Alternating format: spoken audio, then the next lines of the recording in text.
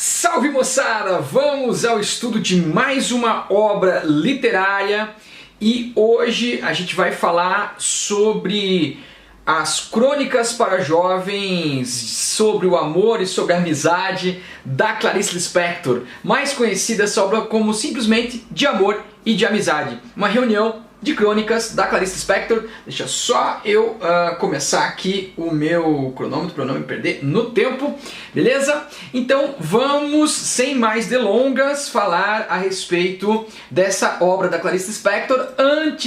Entretanto, vamos falar sobre a vida da Clarice Lispector. Ela nasceu na Ucrânia, numa aldeia chamada Tchekichelniki, no ano de 1920. O nome dela era em russo Chaya, tá? Só que os Lispector tiveram que emigrar para o Brasil em 1921, exatamente por causa da perseguição que os judeus sofriam lá na Rússia na época da Revolução Bolchevique, os famosos pogroms, né? Então a família migra aqui para o Brasil e ela vai passar a infância na cidade de Recife, que inclusive vai ser tema de várias das crônicas que estão no livro. O tema da infância e essa infância vivida na cidade de Recife, tá legal? Aos 12 anos ela fica órfã de mãe, a mãe teve uma paralisia progressiva e aí tem uma teoria do Benjamin Moser, que é um dos mais importantes biógrafos da Clarice, de que a mãe haveria sofrido um estupro lá na Ucrânia, tá certo? Naqueles pogroms pelos soldados bolcheviques, né? E haveria contraído sífilis, tá certo? E havia uma crença na época, né, de que uma maternidade, que uma gravidez poderia curar uma mãe, tá certo? Então, depois dessa ocorrência, supostamente, sabe? Mas não é, isso aqui não é fofoca, tá? Mas é bem documentado, aí tem um amparo aí bastante sério nessa pesquisa do Benjamin Moser, mas a mãe da Clarice, então, após esse estupro, teria contraído sífilis. Tempos depois, né, o pai e a mãe decidem ter uma criança para curá-la. Tá? Essa criança seria a Clarice Lispector, né? Ela nasce em trânsito, vindo lá da Ucrânia para o Brasil. Entretanto, como ela mesma afirma numa crônica, ela não foi capaz de salvar a própria mãe, dizendo até que seu nascimento foi em vão. Tá? Uma coisa bem pesada aí na biografia da Clarice Lispector. Se vocês quiserem saber um pouquinho mais, pesquisem a crônica Pertencer, que não está nesse livro, mas é nessa crônica que a Clarice revela sobre essa questão em relação à sua mãe e o seu passado. Ela não diz, não afirma a respeito do estupro, muito menos da sífilis. Apenas que a mãe tinha uma doença e que ela, a mãe e o pai resolveram ter uma criança para ver se haveria cura da mãe a partir dessa gravidez. Coisa que não ocorreu e a mãe da Clarice morre então quando ela tem 12 anos de idade, tá? Essa paralisia progressiva que ela sofria, alguns, né, como o biógrafo Benjamin Moser, associa isso a uma provável sífilis, provavelmente também contraída num estupro lá na Ucrânia. Muito bem, aí a família, depois disso, muda-se para o Rio de Janeiro, tá? A Clarice Lispector vai cursar direito sem nunca ter advogado, né? Sem nunca ter exercido a profissão. Isso vai aparecer também numa das crônicas que estão nesse livro, tá? Ela vai colaborar em jornais sem assinar o nome, né? Como jornalista, repórter apenas. E em 1944 ela vai lançar o seu primeiro romance, Perto do Coração Selvagem, que já é uma bomba atômica no universo literário brasileiro da época. Tá?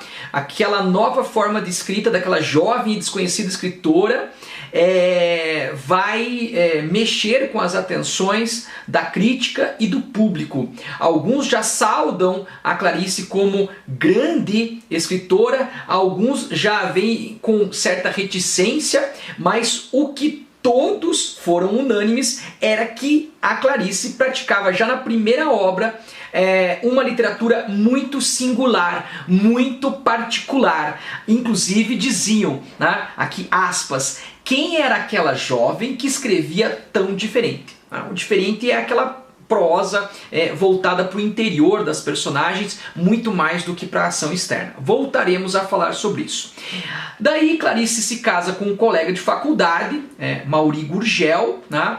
Ele se torna diplomata e ela vai acompanhar o marido por vários países onde ele exerceu a diplomacia, e ela vai ficar fora do Brasil por 15 anos, tá? Vai morar na Itália, vai morar nos Estados Unidos, mas não deixa de escrever e publicar aqui no Brasil, mesmo fora do país, tá? Então ela vai publicando outros romances, né? O Lustre, Cidade Sitiada, A Maçã no Escuro, tá? Só que depois, né, desses 15 anos separada, ela volta ao Brasil e dedica-se às duas coisas mais importantes da sua vida: seus 2 filhos e a escrita, tanto de contos como de romances e também de crônicas para jornal, até como uma forma de se sustentar, né? De angariar dinheiro para cuidar de si e dos seus filhos. Sobre isso, inclusive, ela vai falar também sobre a questão da crônica, ela ser paga para fazê-la, escrever para ganhar dinheiro, que ela se sentiu um pouco incomodada. Voltaremos a falar sobre isso, tá?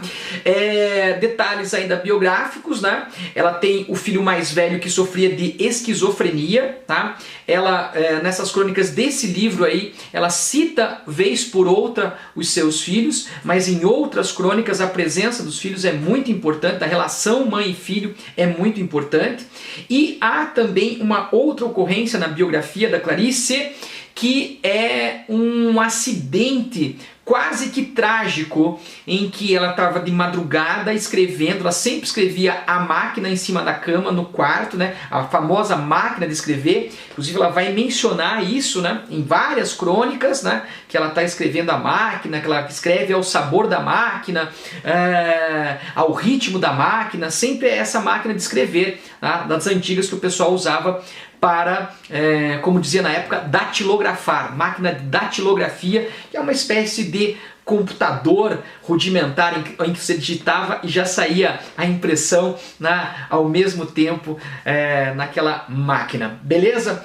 E daí o que acontece? Ela está lá de madrugada, né, escrevendo, e ela fumava muito, fazia 2 coisas compulsivamente: escrever e fumar.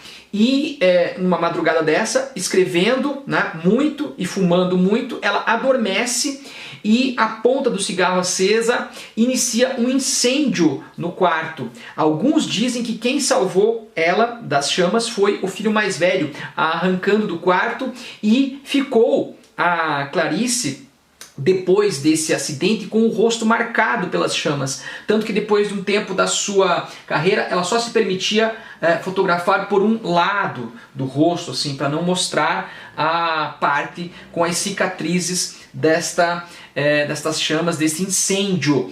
Inclusive, né, em algumas crônicas ela vai citar, né, que ela ficou 3 meses internada num hospital, tá? Quase 3 meses, e recebeu muitas visitas de pessoas que ela nem conhecia, inclusive. Ali ela percebeu o quanto ela era amada como escritora, como cronista. Então, um importante fato biográfico que ela vai revisitar em algumas das crônicas, e pelo menos em uma crônica ali do livro você vai ter essa referência. Muito bem, aí ela vai continuando a escrever romances, contos, crônicas, literatura infantil, né? E em 75 tem também uma curiosidade: ela foi convidada para um congresso de bruxaria, cara, tá certo? Acharam que a Clarice, com aquele jeitão esquisitão de ser e de escrever, né, tinha alguma coisa a ver com a bruxaria. Ela é uma autora que preza pela religiosidade, principalmente a religiosidade católica. Ela vai citar padres, Deus nessas crônicas, mas bruxaria, né? Mas, enfim, ela foi. E ela foi, o que ela fez? Ela falou assim: ó, eu não vou falar nada para vocês, eu vou pedir apenas que vocês leiam um conto meu. Um conto que é enigmático até para mim, né? Um conto misterioso, um texto hermético e incompreensível, cheio de simbologia secreta, que é o famoso O Ovo e a Galinha. Esse conto, essa crônica, não tem no livro, e que bom, né? Porque se nem a Clarice entendia o seu texto, quem dirá nós, simples mortais. Entretanto, aí já tem uma questão aí da Clarice não ser uma autora muito simples, muito clara. Muitos a chamam de autora hermética, né? Por ser muitas vezes complexa a sua literatura. Aí em 1977 ela vai descobrir que já está num estágio avançado de uma doença, do câncer, e no mesmo ano, na véspera do seu aniversário, um mês depois, ela falece, tá? Exatamente depois de publicar A Hora da Estrela, seu último romance. Tudo bem? Então essa é a biografia em largas pinceladas da Clarice Lispector. Características da autora. Aqui características gerais, características dos contos e dos romances principalmente, tá legal? Da ficção da Clarice. Ela pertence à terceira geração modernista, a geração de 45, que na poesia vai ter o João Cabral de Melo Neto e na prosa vai ter o Guimarães Rosa, tá certo? E ela. Ela vai praticar uma prosa de introspecção, ou seja, uma prosa voltada para o interior das personagens, né? As personagens conversando consigo mesmas e não com as outras, na maioria das vezes, tá certo? O fluxo da consciência, o stream of conscience, ou seja, os vai e vens da mente humana. A nossa mente, ela não trabalha em linha reta, tá? Nós vamos bailando ao mesmo tempo que pensamos presente, passado e futuro, tá certo? E ela acompanha esse fluxo, né, quando ela penetra no pensamento de suas personagens, tá legal? Há uma coisa importantíssima em Clarice Lispector e essa coisa se chama epifania.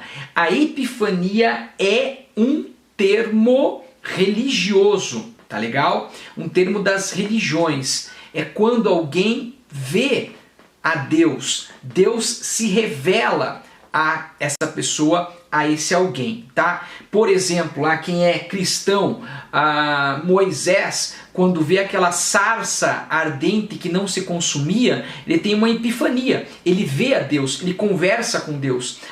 Por exemplo, São Paulo, quando estava perseguindo os cristãos, ele vê uma luz muito forte que o cega, e aquela luz fala com ele: por que me persegues, Saulo, né? Que Paulo se chamava naquela época ainda Saulo.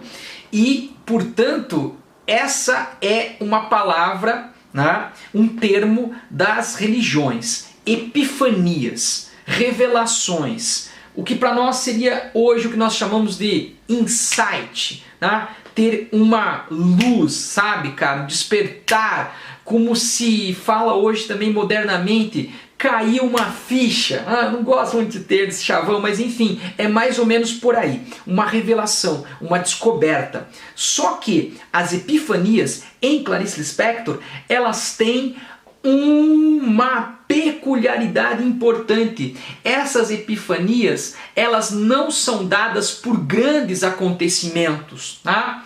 Por exemplo, você pode ter uma epifania ao sobreviver de um acidente, por exemplo, um acidente automobilístico, um acidente aéreo. É uma epifania, você descobre a vida de uma forma diferente, você vê a vida de uma forma diferente. Tudo bem, isso são as epifanias no seu sentido tradicional. São grandes acontecimentos que revelam, que fazem grandes revelações. Beleza.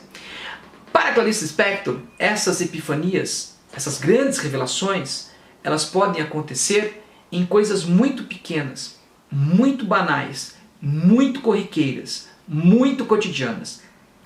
Pega isso. Isso vai aparecer muito na crônica de Clarice Lispector. Então você tem lá, por exemplo, no conto Perdoando Deus, uma mulher vai na rua e ela vê um rato morto, e daí ela começa a despertar, a pensar na vida. Tá certo? Um outro conto famoso dela, Amor, uma mulher está num ônibus, ela vê um cego mascando chicletes e ela fica perturbada com aquilo, tá? Aí tem a outra, famosíssima, A Paixão Segundo GH, que uma mulher vê uma barata morta no guarda-roupa e epifania, ela começa a acordar, a pensar, ver a vida de uma outra maneira. Então, cotidiano revelando grandes epifanias. Legal? E coisas corriqueiras, coisas banais e até coisas desprezíveis, nojentas, como encontrar uma barata, como encontrar um rato morto. Beleza? Guarda isso. Epifanias do cotidiano, epifania do banal. Beleza? E desse corriqueiro, portanto, para o metafísico. Essa aqui é a complementação. De coisas comuns, reflexões metafísicas, filosóficas, transcendentais. Show? Beleza? E daí, para completar, o ambiente urbano. Clarice não é uma escritora rural, não é uma escritora regional, regionalista, tá certo? Geralmente as suas histórias se passam na cidade grande, as suas crônicas também. Por exemplo, você vai ter várias que vão citar a cidade do Recife, vai aparecer também Maceió, quando ela faz uma viagem, a cidade do Rio de Janeiro, para onde ela se muda quando adolescente e onde passa boa parte da sua vida. Tá? Então o ambiente urbano e mais ainda dentro do ambiente urbano, o ambiente doméstico urbano, o ambiente familiar.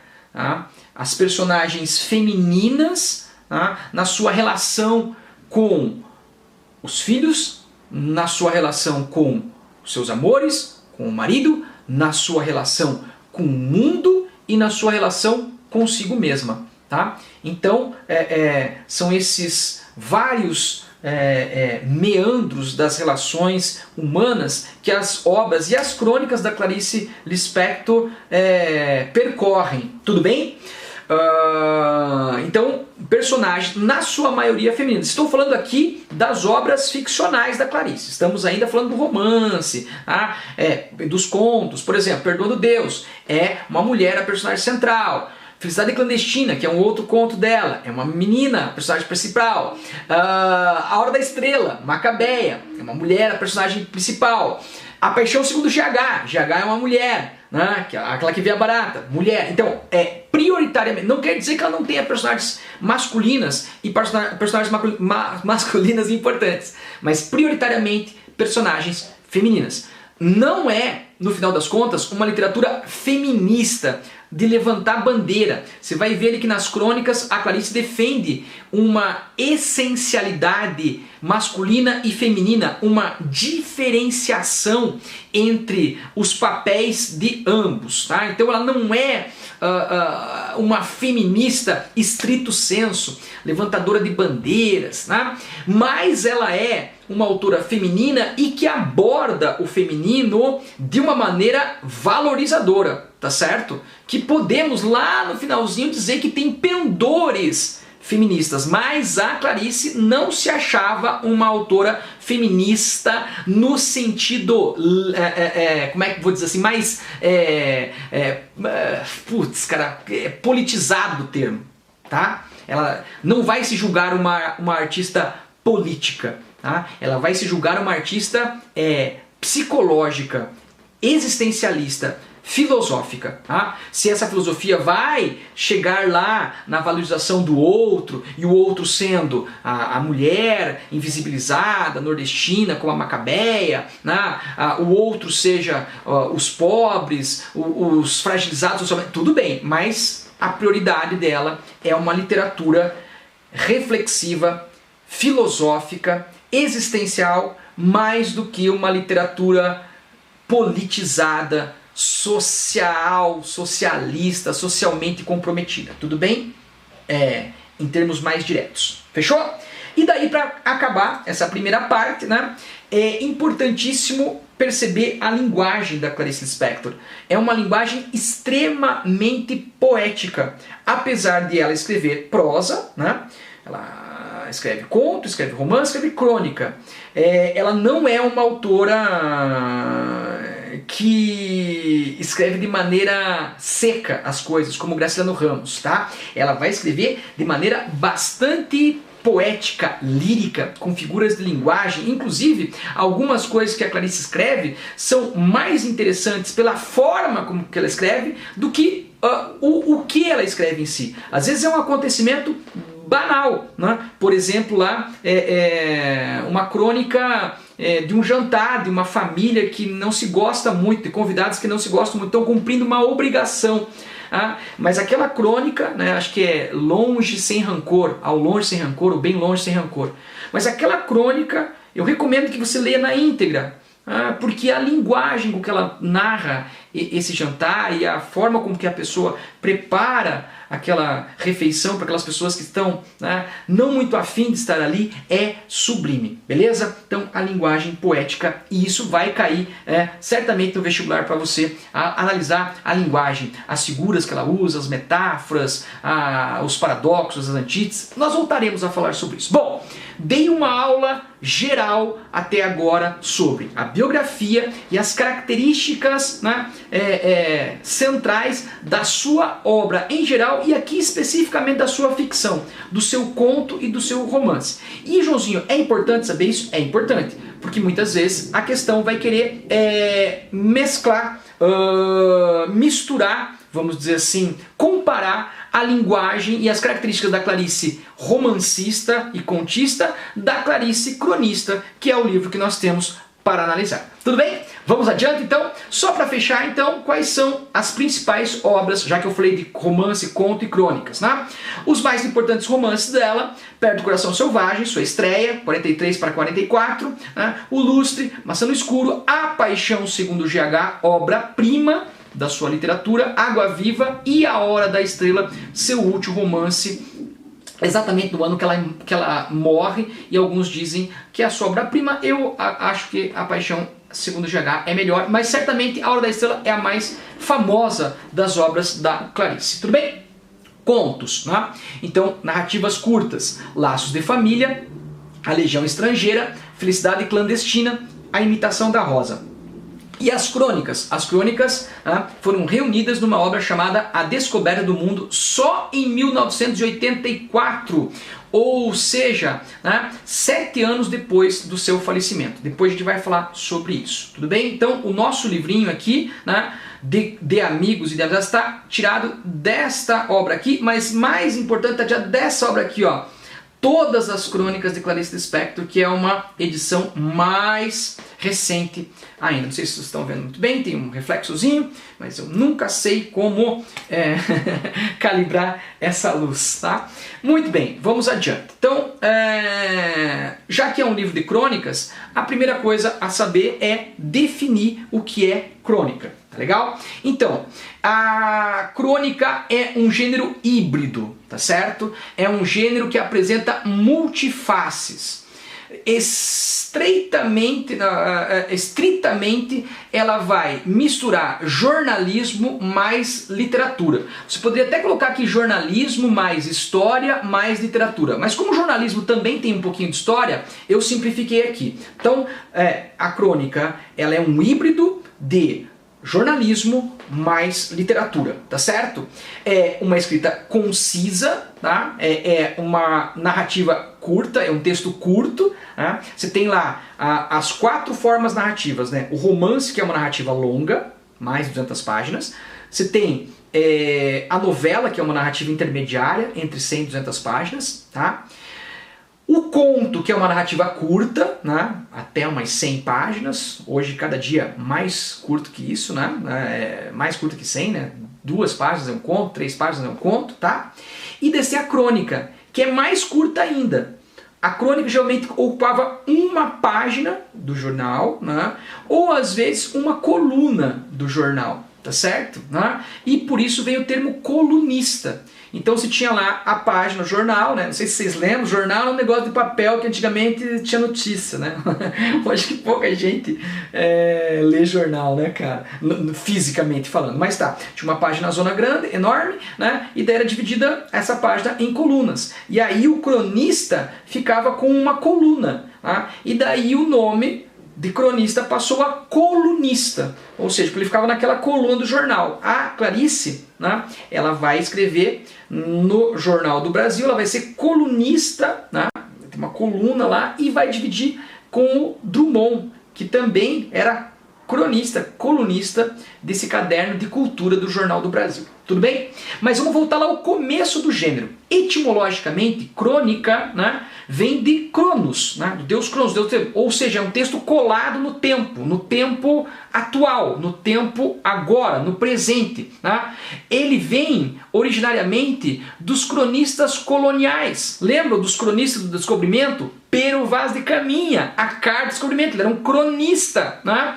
Lembra a musiquinha do Joãozinho? Quintismo no Brasil é informação, catequese, as crônicas. Né? Então esses cronistas lá da época colonial, eles faziam um registro dos fatos em sua configuração temporal imediata. O Caminha estava fazendo a viagem e escrevendo a crônica, né? Como se fosse um diário de bordo e fazendo um relato do que ele encontrou naquele momento exato para o rei Dom Manuel. Tudo bem?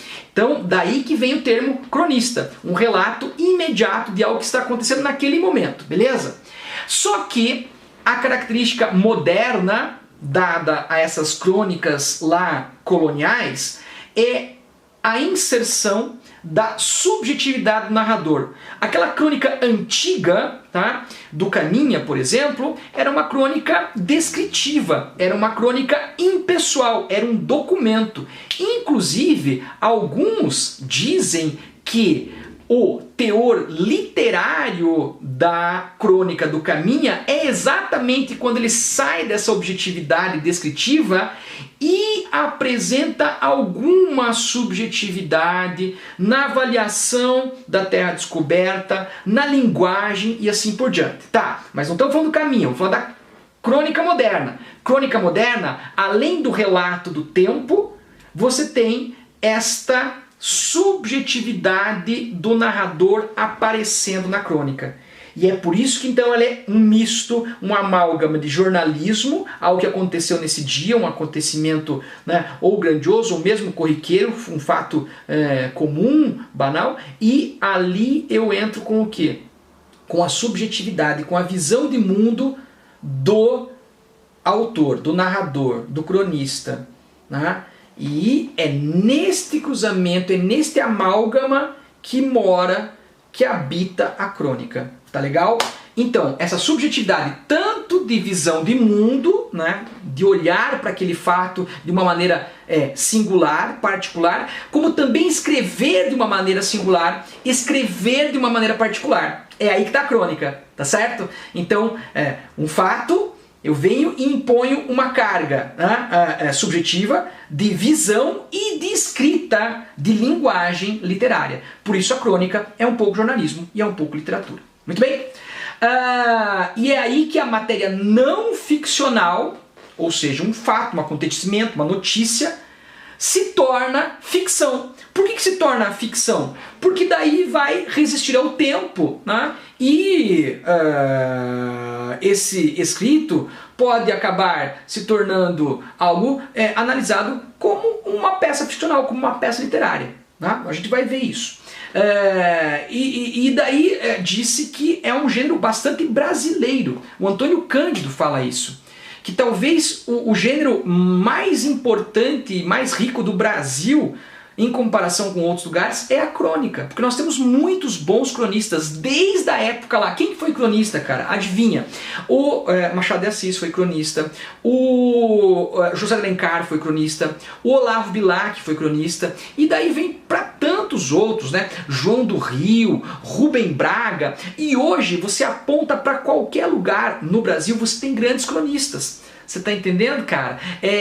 Pega lá cronistas de direita, cronistas de esquerda, cronistas de esportes, cronistas de política, cronistas religiosos, enfim, cara, é uma infinidade de grandes cronistas, e a crônica, do jeito que ela é escrita no Brasil, em nenhum outro país é escrita da mesma forma, segundo Antônio Cândido. Nós nos apropriamos desse gênero crônica e moldamos a um formato bastante brasileiro. Tá? Muito por quê? Porque é um texto fácil, porque a linguagem é simples, porque geralmente a crônica também tem um aspecto humorístico, né? Em muitas vezes. Eu cito aqui, por exemplo, o Luiz Fernando Veríssimo, um dos grandes cronistas brasileiros, e sempre tem esse aspecto do humor, o que não quer dizer que não sejam crônicas bastante sérias, tá legal? Então, gênero brasileiro, e a evolução desse gênero tem a ver com o desenvolvimento da própria imprensa, do próprio jornalismo no Brasil. Tá? O Antônio Cândido vai dizer que a crônica é um texto feito ao res. Então o Antônio Cândido vai dizer que a crônica é um texto feito ao res do chão. Ao res do chão quer dizer assim, na altura do chão, tá legal? Por quê? Porque tem a ver com a origem da posição da crônica nos jornais. Eu tenho uma imagem aqui, ó, vou abrir um ladinho para vocês verem, né? Não sei se vão conseguir, mas qualquer coisa depois você vê no slide. Olha a crônica aqui embaixo, ó. Ela ficava no rodapé do jornal, lá embaixo, né? Depois é que ela vai subir aqui para essas crônicas, para as colunas, e depois vão ser chamadas de colunistas, beleza? Mas no início a crônica, ela era aqui, ó. Não sei se estão conseguindo ver aqui, ó. Ó, tem uma linha, tá certo? E aqui tá o nome, né? Eu não consigo ler direito aqui, a falecida, Fogaça, alguma coisa assim, tá? Beleza? Então, lá na origem, a crônica era colocada ao resto do chão, perto do chão, na margem do jornal, para dizer que era uma coisa não muito importante. Tá? E por isso, né, é uma coisa mais íntima do leitor, uma linguagem mais coloquial, mais simples, e por isso tida como um gênero menor, né? Fica falando lá no rodapé, ao resto do chão, do jornal e não sei o que, era um temazinho mais leve, mais suave, com uma linguagem mais simples, mais acessível, tá? Então, o Antônio Cândido diz que o romance, o conto, o teatro, eram feitos ao cume, ao cimo, ao pico, ao ápice da montanha, tá certo? Essa grande literatura, o grande romance dos Dostoiévski, Machado de Assis, faziam literatura com romance como se estivesse lá no alto de uma montanha, no alto de uma montanha, beleza? Esse é o romancista, esse é o contista, no alto da montanha, né? Agora aqui a crônica é o resto do chão, tá certo? Feita perto do cotidiano, tá? E porque ela inicialmente não era para ser publicada em livros, tá? Era para ser descartada no dia seguinte, no jornal, ia lá embrulhar carne, embrulhar pão no outro dia, beleza? Porém, olha aí, ó, porém, apesar de ser escrita, desenvolvida, pensada como um gênero menor, né?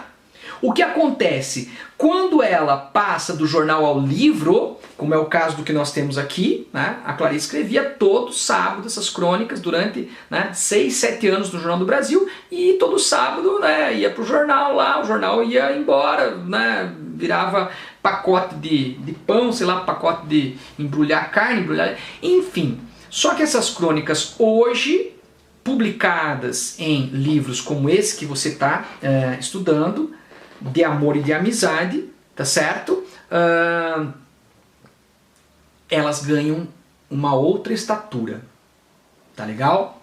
Então, diz Antônio Cândido, verificamos quando ela passa do jornal ao livro a sua durabilidade, maior até do que ela própria pensava, do que até a própria crônica e dos cronistas, dos autores. A Clarice, ela olhava a crônica com muito carinho, conversar com os leitores, mas ela não tinha essa intenção, né, de transformar as crônicas em si em grande literatura, tanto que ela não publicou nenhum livro de crônicas em vida, né? Ela usou as crônicas como laboratório, tá? Isso a gente vai ver também nesses vídeos, tá?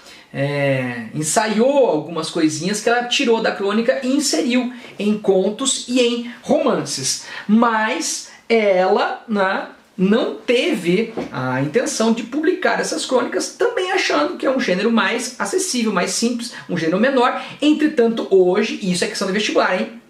Hoje, tá, a gente analisando as crônicas da Clarice publicadas em livro, né? Tem esse livrão aí, deixa eu voltar lá, ó, né? Esse livrão aqui, todas as crônicas, né? E junto com todos os contos, né? São duas obras e que se colocam hoje ombro a ombro. As crônicas da Clarice, tão importantes e tão bem realizadas quanto os seus contos romances. Ok? Então, para fechar, apesar de ser concebida como um gênero menor, né, quando publicada em jornal, a crônica chega aos nossos dias, né, com um valor redimensionado, né, e podemos dizer tão importante quanto a produção em conto ou em romance da Clarice Lispector, por exemplo. Tá bom? Ok? Fechou. Já falei da definição de crônica, agora vamos falar sobre as crônicas da Clarice em si, que estão nesse livro, tá? A coluna das crônicas, né, publicadas aos sábados entre 19 de agosto de 67 e 29 de dezembro de 73. Né? Então foram 6 anos que a Clarice escreveu no caderno B, o caderno de cultura, do Jornal do Brasil. Tá legal? Aqui tá uma imagenzinha, tá certo? Será que aparece para vocês na gravação? Tá? De uma crônica dela aqui, ó. Chacrinha, sobre o Chacrinha, um apresentador de televisão da época, ó, falando de um tema cotidiano. Tá aqui a assinatura Clarice Lispector. Tá legal? A publicação das crônicas. Bom, então ela toda semana, todo sábado, escrevia uma crônica, mas nunca publicou em livro. Aí o que acontece? Uma professora chamada Célia Regina Ranzolin, da UFSC, olha, da UFSC, a universidade está cobrando a leitura dessa obra neste ano. Ela fez uma dissertação de mestrado chamada O Resgate de Todas as Crônicas de Clarice Lispector, cronista no Jornal do Brasil, tá certo? Em 1984, tá legal? Então, ela morreu em 77, tá certo? Então, 7 anos depois, essa pesquisadora da UFSC vai lá e reúne todas as crônicas da Clarice que estavam lá na Biblioteca Nacional do Rio de Janeiro. Ela vai lá nos arquivos do Jornal do Brasil, vai lá e cataloga todas essas crônicas escritas no Jornal do Brasil entre 67 e 73. E quando ela estava para terminar a sua conclusão lá, terminar a defesa da sua dissertação, né? No final do mesmo ano, o filho mais novo da Clarice, o Paulo Gurgel Valente, publica uma coletânea, né? Antecipou-se. Né? Vai mexer com a da minha mãe? Vem cá que eu mexo primeiro. E colocou as crônicas numa coletânea chamada A Descoberta do Mundo. Tá legal? Lá que eu já citei ali no slide anterior, em 1984. A pesquisadora daí remodelou a sua pesquisa, porque daí ela fez o quê? Ela comparou a sua pesquisa com a obra editada pelo Paulo Gurgel, o filho da Clarice. E ela percebeu que nessa obra o Paulo não colocou todas as crônicas, né? A Descoberta do Mundo seria uma reunião de todas as crônicas que ela teria feito no Jornal do Brasil. Entretanto, a professora Célia Ranzolin, da UFSC, percebeu que foram omitidos 120 módulos, né? Cerca de 36% do total publicado pela autora. O Paulo Gurgel, né, falou, não, eu publiquei as crônicas mais importantes, eu descartei algumas crônicas circunstanciais. Olha que interessante, o que seriam as crônicas circunstanciais? Seriam as crônicas que teriam envelhecido com o tempo, né? Em que ela ia falar sobre o Chico Buarque, que encontrou o Chico Buarque, algumas crônicas falando sobre a morte de alguns amigos, como o escritor Sérgio Porto, o escritor Lúcio Cardoso. O filho tirou essas crônicas da coletânea Descoberta do Mundo. E essa autora, né, a pesquisadora, a Célia Ranzolin, foi lá e falou, tá faltando essa, tá faltando essa, tá faltando aquela. Né? E por que é importante isso? Porque essa questão da crônica que envelhece. Para o filho, né, essas crônicas que falavam sobre a morte de um amigo, como lá o amigo Santiago, que ninguém conhecia, não teria tanta relevância para ser colocado em livro. E o que acontece é que depois do estudo dessa professora e depois dessa obra aqui agora publicada com todas as crônicas, né, Aí veio esse livrinho aí que você está estudando, De Amor e de Amizade, que vai trazer o quê? Essas crônicas aí que o filho descartou, que achou que eram envelhecidas. Você vai ler e vai dizer se é envelhecida ou não. Ah, eu achei que não. Ela falando sobre a morte do Lúcio Cardoso, a morte do amigo Santiago, enfim, e do Sérgio Porto. Tá? Então muitas crônicas que o filho dela, o Rangel lá, o Paulo Gurgel, Paulo Gurgel achou que eram datadas, que tinham envelhecido, estão hoje no livro para você. Ou seja, a crônica em livro ela ganha uma outra estatura, né, de perenidade ao ombro dos contos do romance, como eu falei anteriormente. Tudo bem? Vamos para frente. Então, vamos lá. Teve o estudo da professora Ranzolin, teve a descoberta do mundo do Paulo Gurgel, que a editou, né, o filho dela, e agora, mais recentemente, todas as crônicas editadas. E daí, essa coleção para jovens e adolescentes, que daí vão ser pensadas, né, o livrinho das crônicas sobre amor e amizade, outras crônicas sobre os bichos, outras crônicas sobre escrever e tudo mais, tá? Depois eu vou falar isso no final, tá? Muito bem, vamos adiante. Agora, crônicas na íntegra. Eu não vou ler, né, pessoal? Eu esqueci de ligar aqui o meu cronômetro, então eu vou ficar olhando o tempo todo aqui no meu microfone, tá legal? Para não me perder no tempo. Bom, eu não vou ler essas crônicas que estão na íntegra. No material que eu vou mandar para vocês tem a primeira parte, que é as crônicas estão na íntegra, tá? Ou seja, não mexi uma letra nelas, tá? Você fala assim, pô, Josinho, mas a crônica inteira é aquilo? A crônica inteira é aquilo. A Clarice tinha um espaço no jornal, tá? E todo sábado, ou ela preenchia todo aquele espaço com uma única crônica, ou ela, né, fazia 2 textos, 3 textos menores. Tá? Os famosos módulos ali que a Célia Ranzolin indicou ali no seu trabalho. Então, sim, crônicas, portanto, como nós vimos, são textos, né, curtos, uma coluna, às vezes menos de uma coluna, né, porque ele pode dividir a crônica em 2 ou 3, né, subcrônicas, vamos dizer assim, né, subtextos. Tá? É uma linguagem simples, concisa, curta. Então, sim, nesse espaço do nosso resumo, que eu falei assim, crônicas na íntegra, estão na íntegra. É aquilo ali, é a crônica inteira que está ali, tá? Essa primeira crônica que eu coloquei na íntegra aqui, Nossa Truculência, ela vai... Depois você pode ler, tá inteira lá no material, tá inteira aqui no slide, mas eu não vou ler inteira para a gente ganhar um pouco de tempo. Ela vai falar sobre o fato de comer galinha ao molho pardo. Ela se dá conta da truculência humana, né? Ela fala assim, deveríamos não comê-la e ao seu sangue, a galinha? Aí ela fala assim, nunca. Então ela não é vegetariana.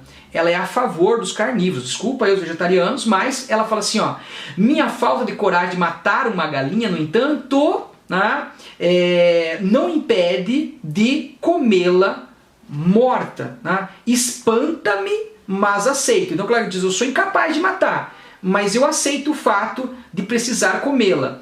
Nossa vida é truculenta. É preciso acreditar no sangue como parte da nossa vida, a truculência e o amor também. E aí, então aí já tem, nossa, cara, já tem um tema aí pra gente discutir durante 1 hora de vídeo. Claro que eu não vou fazer isso, né, cara?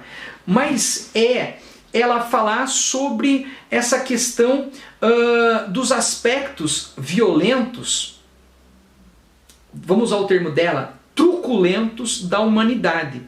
E que muitas vezes essa truculência, né, essa violência, ela é necessária, tá certo? Eu sei que é um tema espinhoso, eu sei que muitos vão, né, discordar, mas, né, a Clarice olha para a humanidade e ela vê, né, então, a humanidade como portadora de uma violência, de uma truculência, né, que em determinada medida deve ser aceitada. Que medida é essa? Por exemplo, alimentar-se de um outro animal. Beleza? Sei que é um tema controverso, sei que alguns vegetarianos ou vegetarianas que adoravam a Clarice Lispector, talvez agora adorem um pouco menos. Mas eu não acho que, né, seja motivo para deixar de admirá-la. Tudo bem? A Vida Natural. Outra crônica interessante, que também vai mexer em algo espinhoso. Ela fala que está lá no Rio de Janeiro, num lugar, numa lareira, né? O fogo aceso pisca para ela e para o homem, e daí ela fala que ele, não é a Tiga, é a Atiça, né? Deu uns problemas na conversão do Word para o PowerPoint. Atiça o fogo. Ela só sugere para que ele o faça, né? Quando o fogo está diminuindo, ela fala assim, vai lá e põe mais uma acha. Tome cuidado com essa palavra. Acha é uma lenha. E daí ela fala assim que o homem cumpre a sua missão. E a mulher também. Então cada um cumprindo o seu papel. Beleza? E depois, né, que ela fala sobre isso, cada um cumprindo o seu papel diante daquela lareira ali, tomando um vinho, ela vai, talvez, a parte mais importante da crônica aqui, dizer que as relações humanas são como aquele fogo, né? E dizer que isto vai acabar, que por si mesmo não pode durar. Não, ela não está se referindo ao fogo, refere-se ao que sente. O que sente nunca dura, o que sente sempre acaba e pode nunca mais voltar.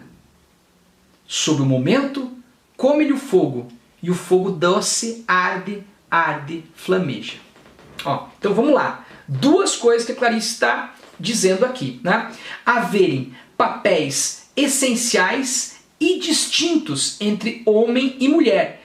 Isso não quer dizer que um seja melhor ou mais do que o outro, mas a Clarice, ela defende que há um certo papel para o homem e um papel para a mulher. Não, de novo, que eles sejam de superioridade e inferioridade, tá? De mais valor e de menor valor, mas são papéis e essências diferentes segundo a Clarice Lispector, tá legal? De novo, toma cuidado, ela não está falando aí que a mulher tem que ser menor, submissa, está falando que a mulher tem um papel e o homem tem outro papel, beleza? Depois a gente pode conversar mais sobre isso.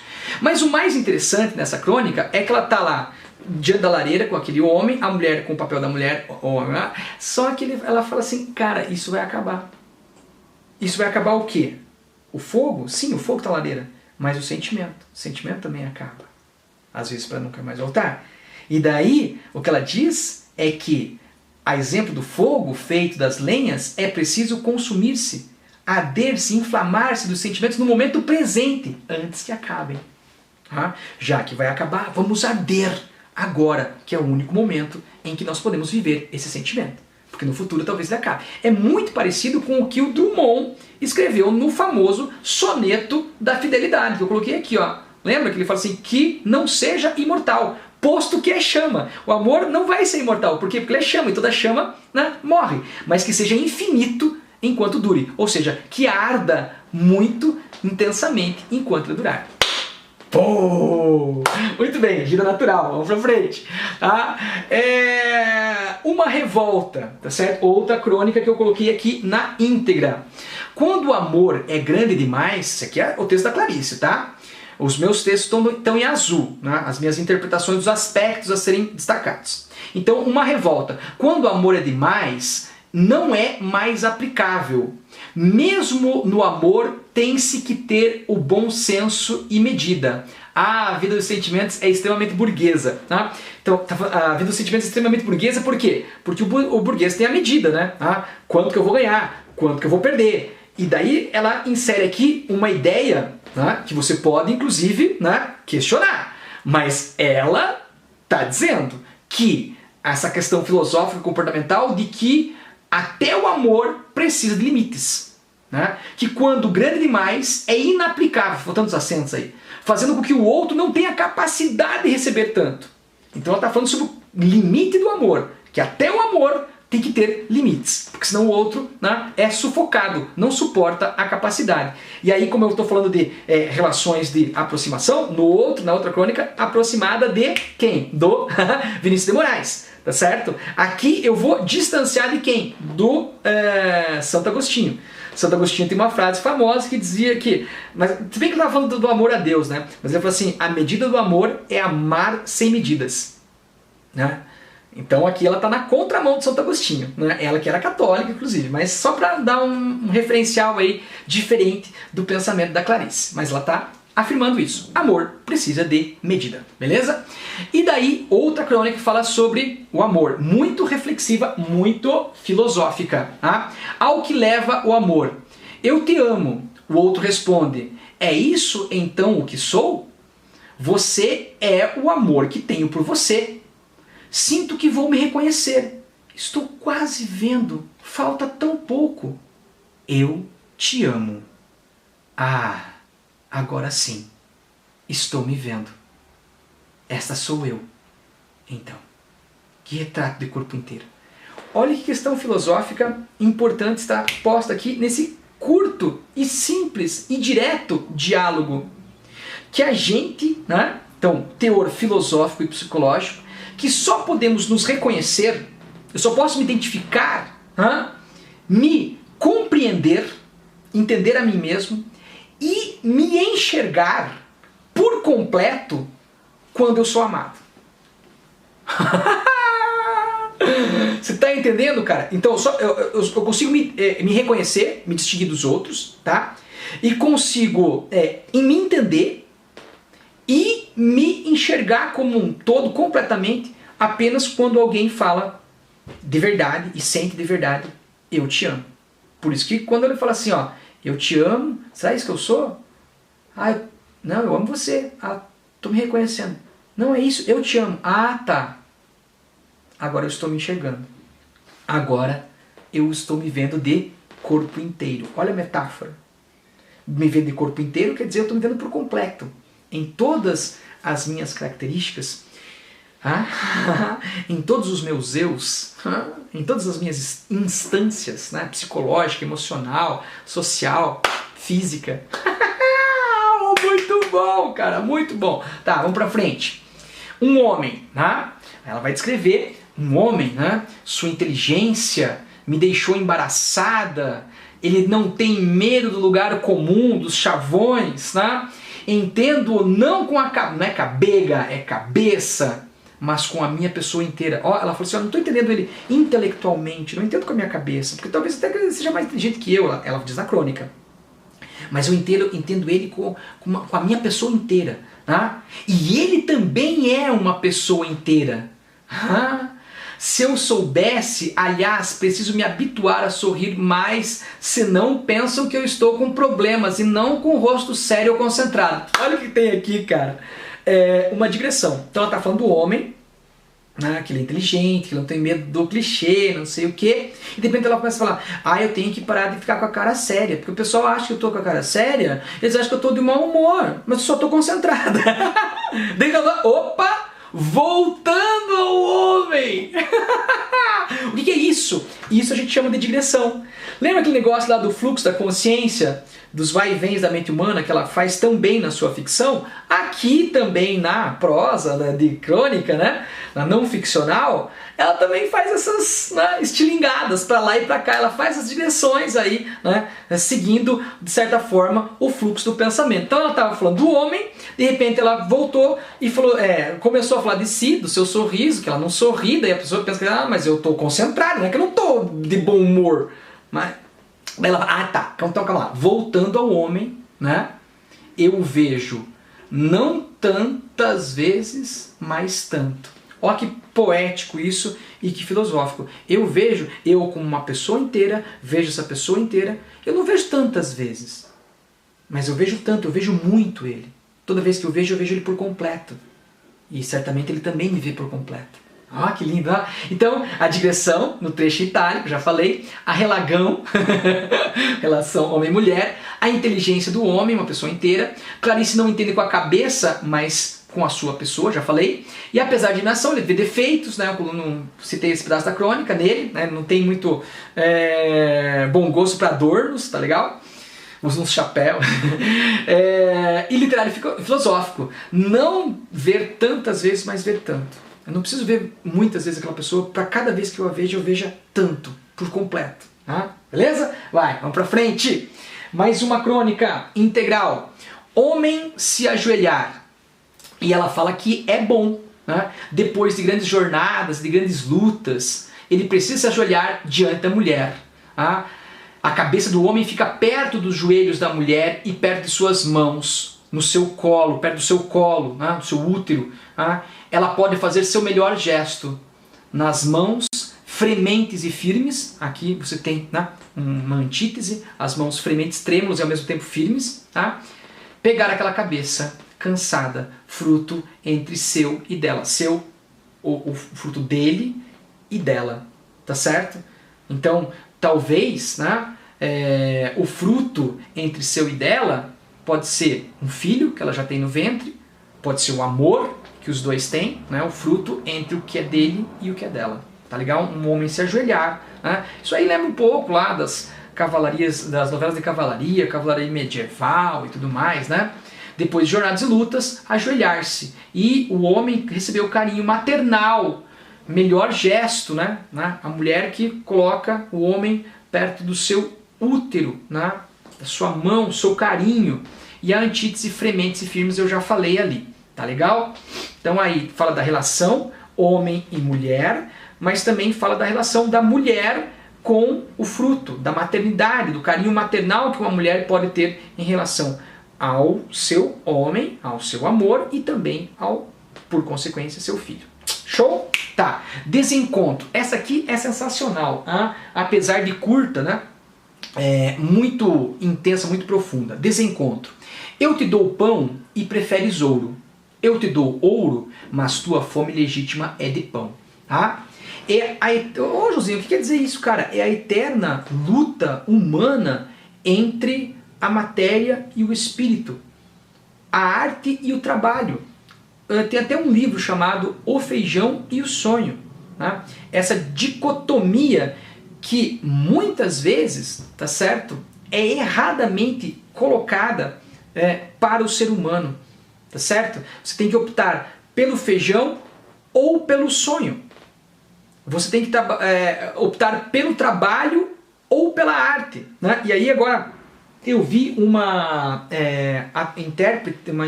interpretação do Dom Quixote que eu quero partilhar com vocês aí para uma redação, inclusive, que muitos achavam durante muito tempo que, por exemplo, Dom Quixote era a separação entre o sonhador Dom Quixote, e o pragmático, o Sancho Panza, aquele que sonha e aquele que quer um bem material. O Sancho Panza queria ser governante de uma ilha, tá certo? Mas a interpretação é de que ao longo de Dom Quixote, o Quixote vai se sanchizando e o Sancho vai se quixotizando. Por quê? Porque o Dom Quixote vai caindo em si, vai caindo na real, saindo um pouco do seu sonho e vendo aspectos práticos da vida, tanto que desiste da cavalaria. E o Sancho Panza vai se quixotizando, porque ele também começa a sonhar, e vai ter a oportunidade de ser lá falsamente um governador daquela ilha e vai tentar governá-la da melhor forma possível, de maneira muito idealística.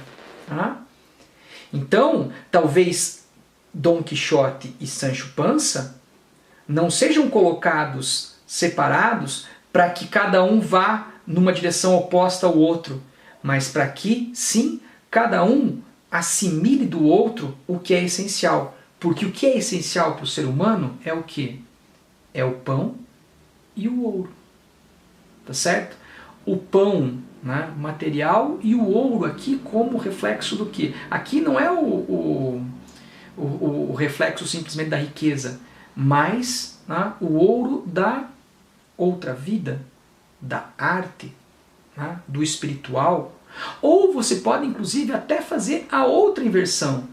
O pão aqui, não como pão material, mas o pão do céu, a Eucaristia, que a Clarice era muito, como é que vou dizer assim, religiosa, católica em muitos dos seus textos.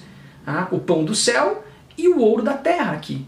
Então, as duas coisas aproximadas que talvez seja a resposta do que optar por uma delas e virar as costas à outra.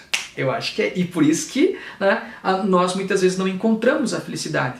Porque nós desencontramos as coisas. Nós não encontramos a felicidade porque nós desencontramos o ouro e o pão e o ouro, a matéria e o espírito, a arte e o trabalho, assim por diante. Cara, sensacional! Sensacional! E eu acho que assim eu vou terminar a nossa primeira parte desse vídeo. Então eu vou gravar 2 vídeos de 1 hora cada um, 1 hora e pouco, tá? Então eu acho que com essa crônica aqui, com essa questão filosófica, eu encerro. E nós voltamos no próximo vídeo para falar mais sobre as crônicas de Clarice Lispector. É isso aí, falou, até o próximo. Diga tchau.